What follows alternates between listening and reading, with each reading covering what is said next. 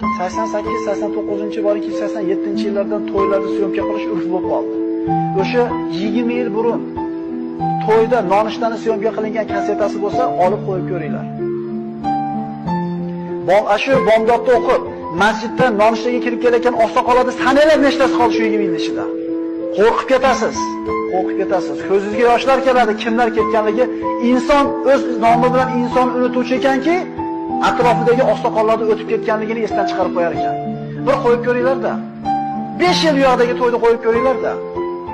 Ko'zimiz moshdek ochilib qoladi. Lekin insonlar birin-ketin bitta-bittadan o'lganligi uchun inson esdan chiqarib qo'yar ekan.